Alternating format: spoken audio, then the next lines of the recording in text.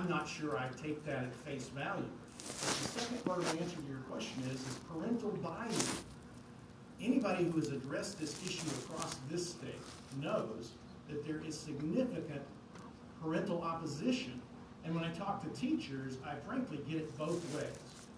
I get teachers who are enthusiastic about the Common Core standards, especially those who teach the teachers how to use the Common Core standards. They especially like them because that's their job. And then I find teachers who think they're a waste of time and they dumb down education. I've got a buddy of mine I went to college with is a public school teacher and high school coach, very well thought of, very successful. And he sent me an email and said, I see every day in the classroom the dismal results of these Common Core standards. So you can hear it from both sides from teachers. You can hear it both sides from local education officials. I can't say that I've yet run into many parents who are enthusiastic about these standards. But if we want to have buy-in, continuing to have these Common Core standards is going to leave us in a position where a substantial portion of the parents in this state have dramatic concerns such that they think this is their most pressing public policy issue they're going to spend their time invested in. And I think we would all want to have buy-in to these standards and have a system of instruction in which those of us who are a little older could help our kids and our grandkids, and I continue to hear about that. Of course, I made it through high school, and maybe a few other members of the committee did as I look around. A few other members of the committee and I made it through high school without even having a federal Department of Education. Somehow we turned out okay, got elected to the Michigan legislature. But that's a debate for another day at a different level. Vice Chair, you have a follow-up question?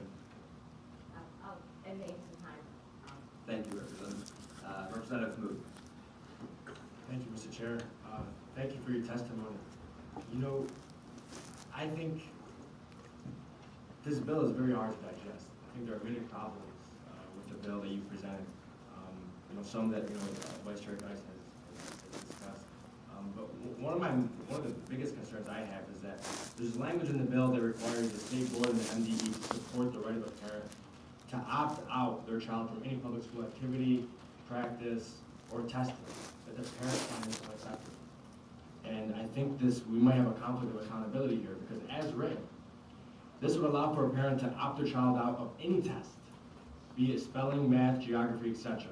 So how is it that a teacher is supposed to be able to effectively assess a student's academic needs if a parent will not allow for any testing whatsoever? That's the bill calls for and is written. Mr. Chairman, Representative Mood, this is a 5-page bill. There are far more complicated issues you're going to confront. I can assure you that. Like 230-page bills you don't even get to read before we vote on. But that's an aside. I guess it may come down to a philosophical question as to where you think ultimate authority lies, and I respect the fact that committee members and each member of this legislature come to different conclusions. It is the intent as the sponsor of the bill to assert that parental authority should be ultimate. And of course there are exceptions if a parent is not involved in the education of a child, but for parents who are involved, I believe that the parent should have the ultimate authority to opt them out of any type of educational situation that they find offensive to themselves, their values, et cetera, et cetera. If a member of the committee disagrees, I certainly respect that, but that is the intent. You have read it correctly to give the parents the ultimate authority to make that decision. And then you, obviously, if you disagree with the assertion in the bill, then you would not support it. But that is its intent. You have correctly interpreted it. Representative Neely. Yes, thank you, Mr. Chair. Good afternoon. I just have a couple questions, and thank you for clearing things up. Prior when you made a statement about how this bill ended up in competitiveness versus education, because some will believe that it was an ambush in education, that this bill did not end up in the education committee. And Representative, I want to speak to that. I will trust the discernment of the speaker on that, but it truly was, as was mentioned earlier, and we'll move on here to the question. This is about how can we move our state forward, how can we prepare our kids to make our state more competitive. That's why I do believe it applies in this, but that's at the discretion of the Speaker of the House. We'll trust that, but we'll get to the question. I do. I appreciate you giving it information, and also thank you, Mr. Chair, for that. But my question is this, is that we have many communities, many school districts, our largest school district in the state of Michigan have been under triage. We have been working at trying to make some measurable changes in the academic standards in which we apply to make sure our kids will be competitive moving forward. But as these things come online now, we once again find ourselves with pieces of legislation like this one to move the square as these other programs that we voted on and we debated. And now we're moving the square again without giving the educators a full opportunity to educate and to prepare the community to move this under triage currently. And right now, as I look at the sheet, pretty much every educational institution or organization has opposed this bill with no support that I see here. And how is it the standard that you're applying here is going to be better than the educators that have to provide education for the young people in the state of Michigan themselves? How is it? Mr. Chairman, Representative Neely, my opinion about this isn't worth much. Because that's all it is. That's my opinion. I'm not a professional educator. I was a parent, am a parent. What I do think is conclusive, however, is test results. And Common Core was this massive educational experiment that was pressured onto the states in return for hundreds of millions of dollars in federal funding. And a lot of states capitulated to that. 4, to my knowledge, have backed away from it after they saw what actually resulted. Others are considering it, as we have been every year. It seems like there's been this debate in the Michigan legislature in one form or another. But what is determinative, I think, are test results. And you have an unproven system in which Michigan students are the test subjects, the lab rats. Let's see if it works. Versus a set of standards that were proven year after year to be #1 in the nation in all measurable categories. So it's not my opinion that counts. We'll see what the opinion of this committee and the legislature is, but I'm going to keep coming back to the fact that we have before us the opportunity to adopt a set of proven standards, not proven by my opinion being superior to yours, but by their being subjected to testing and the actual student performance after learning in a given environment versus another. Michigan was in the bottom rung, in the bottom half of all states in their testing before Common Core, while Massachusetts was #1 in the nation. I've seen no evidence to indicate the Common Core. In fact, I believe there's evidence that the Common Core standards in Michigan, what initial testing results there are, have not shown any improvement. But I recall that when we passed the legislation regarding the school system in particular, last legislative session, one of the elements of that, which I supported, was to say, especially in light of the Detroit public school system having a shortage of some 200 teachers, was to remove the requirement that those teachers be certified. Those who were opposed to that piece of legislation said that we were somehow treating those students as second-class citizens because their teachers didn't have to be certified. My response would be, let's implement that policy in the entire state.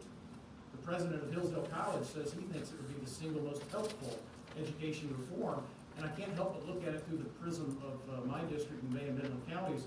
If a Dow chemical chemist is retired, and the local school district, the teachers, the principal have determined that he's not only knowledgeable in the field of history, but he's proven he can effectively communicate it to a bunch of 9th, 10th, and 11th graders, then who are we as policymakers in Lansing to say, no, he's got to go take certification classes and tests?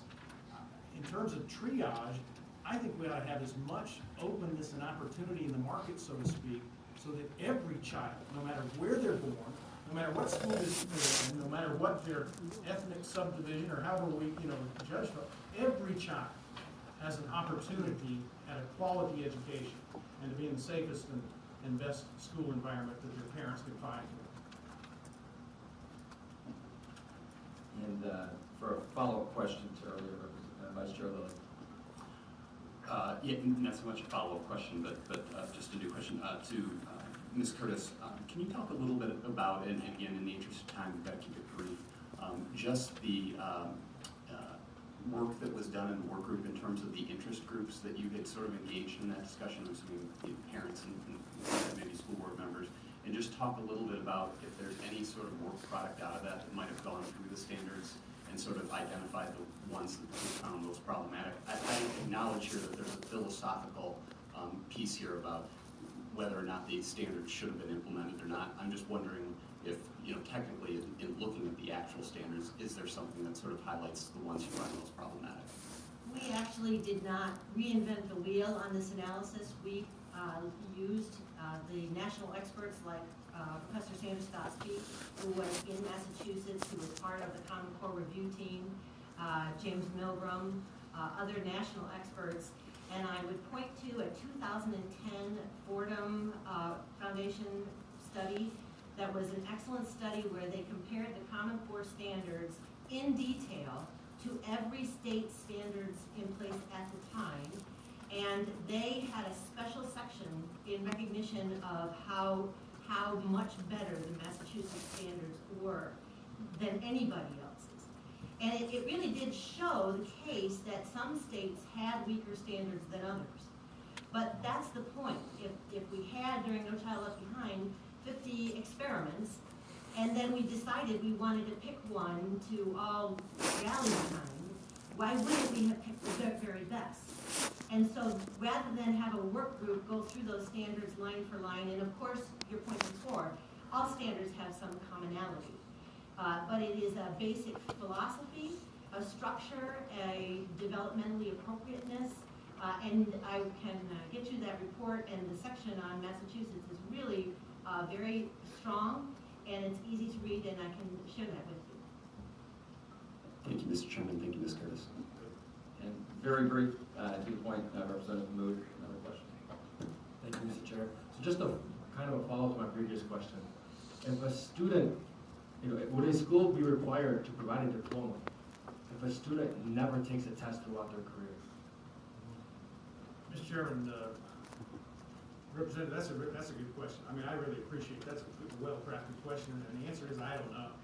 And we ought to look at the language. You got any comment on that? Well, I think the assumption is that parents will demand something like that. And I think most parents want to work with their school district. They're loyal to their school district. They're enthusiastic. I mean, if you survey parents, the criticisms about schools are other schools, not my school. I like my school. So I doubt, we just don't approach this from the issue that parents are going to take advantage of this. You have an occasional, maybe so. But actually, the Michigan Constitution calls for parents being the ultimate authority of education. And it's an opportunity for a pushback to help keep the local school districts accountable to their parents. And for a statement, Representative Cole. Thank you, Mr. Chair. Thank you. I really appreciate you, Representative, for bringing this legislation forward. It's something that I've heard often throughout the district. And as a parent that homeschools his children right now, my 3 daughters are currently homeschooled. We pulled them primarily based on the math standards that were being used in the school that our daughters attended. We've got them tutored at this point, and they're doing much better with the math standards. Also, want to make a comment about the testing as well. As I was entirely homeschooled throughout my school career as well, the only state rep in modern times that was entirely homeschooled, we didn't take official tests while I was homeschooled, and I managed to do just fine. And so the testing requirements are very interesting. But can you speak a little bit to the reading requirements that were moved through the Common Core, and some of the different books that were added to that list? I believe, if I'm remembering correctly, that was very controversial with a lot of parents. There are books in the appendix, and we do recognize that none of these books are actually required. Right, and that's what I'm talking about. In the Common Core standards, there's an appendix of recommended readings, and some of them are considered pornographic. And this was a very good example of a parent community pushing back to say the schools should not require this book to be among those that are read. So it's the problem with the Common Core is it does bias as the students move through to nonfiction, which is a significant change in the way English language arts were taught for years. Not to say that there's not room for nonfiction, there should be, but in English, great literature was really the basis.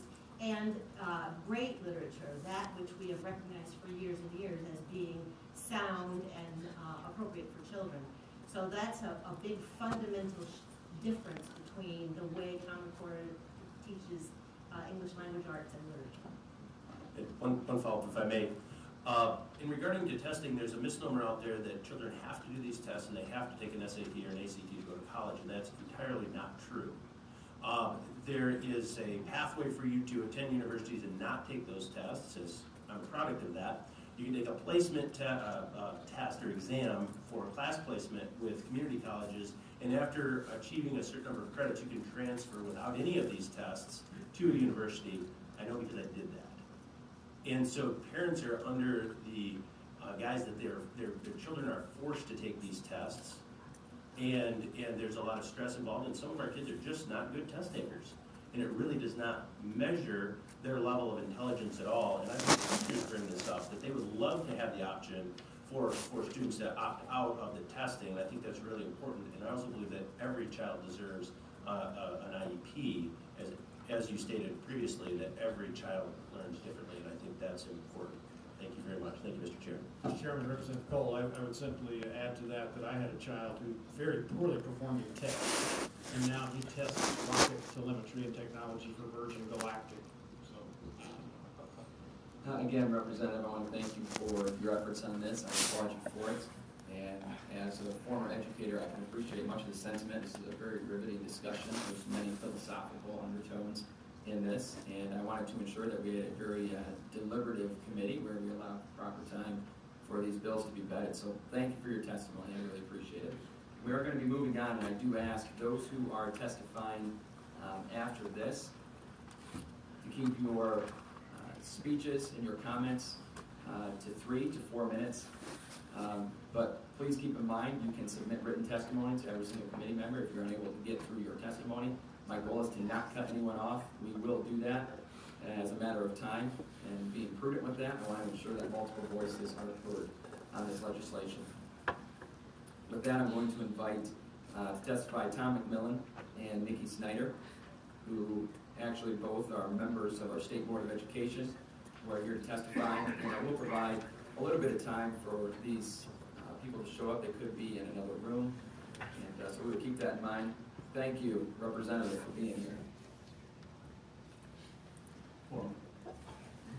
Still have the title for it. Thank you, Mr. Chairman. Yeah, it's a packed overflow room of people opposing or supporting the bill, opposing Common Core over there. Thank you, Mr. Chairman, for taking up this important bill, and thank you to Representative Gary Glenn for sponsoring it and for authoring it. I remember the debate when Michigan citizens first started realizing that its state, like so many others, had adopted Common Core, mainly because of the federal money being offered and the vast amounts of money that Bill Gates gave to push it on the state. One of the main defenses of Common Core was that if someone moves to another state, the new school should be in the exact same point in that next state. But kids learn differently, is clear. Schools should be very adept at taking new children that are not at the same level as their students and getting them caught up or adjusted. When running for the State Board of Education last year, it was clear to me that parents and teachers still do not like Common Core, whether it's the very confusing math standards, the many areas the standards are developmentally inappropriate, the requirement for a majority of the reading to be informational text as opposed to great literature. And due to the confusing math standards in Common Core, parents are less engaged with their children's learning. In many areas, and justifiably, they don't understand the perplexing methodology in Common Core. There's a good reason that the only 2 education content experts on the Common Core review panel, back when it was first developed, Sandra Stotsky and James Milgram, both refused to sign off on the Common Core standards because they are subpar and in many areas developmentally inappropriate and very confusing. On the state board, I'm working to restore local control to put parents and local teachers back in charge. That requires removing the high-stakes nature of the statewide testing, and it would help a great deal to have better and more flexible standards. Embrace Michigan parents and what they want. They want out of Common Core, and help make Michigan more competitive in our nation and the world. eliminate Common Core and put in clearly better standards. Thank you, Mr. Chairman. Good afternoon. I'd like to just read what I prepared and then just respond a little bit to some of the comments that we've had so far today. I'm delighted to be here today to support Gary Glenn and his colleagues in their efforts to repeal Common Core. I think this would be a truly monumental win for kids in Michigan and the army of parents and educators that have been fighting it for longer than 5 years. My name is Nikki Snyder, and I'm a newly elected member of the State Board of Education. I'm honored to be here as a representative of the people and as a parent, and I'm truly excited to encourage the success of this bill. This bill values parents, local control, and educational liberty. As a parent, I was introduced to Common Core with my oldest son, who started school for the first year of its implementation. I look back and think that this was a plus for him. But I have to be honest and tell you that even though I often had difficulty helping him with the help that he needed in math, I remember the relief I felt when I sat back and watched him simply succeed because of his own natural academic talents. He exceeds, meets, or progresses toward all of the standards with little difficulty, and I've been told that he is even called upon to help others whenever possible. Then along came my daughter, who is beautifully unique in her own intelligence, but certainly not standard according to Common Core. She set the spectrum with her approach to education, and I quickly understood that not all kids are meant to or will realize success in rigorous academic standards. Depending on how she is held to those standards, they might even harm her. My husband and I do our best to choose love, character, and relationship in it all, and it's not easy. What is an educational system that does not concern itself with the how, what, and when of providing opportunities to all kids according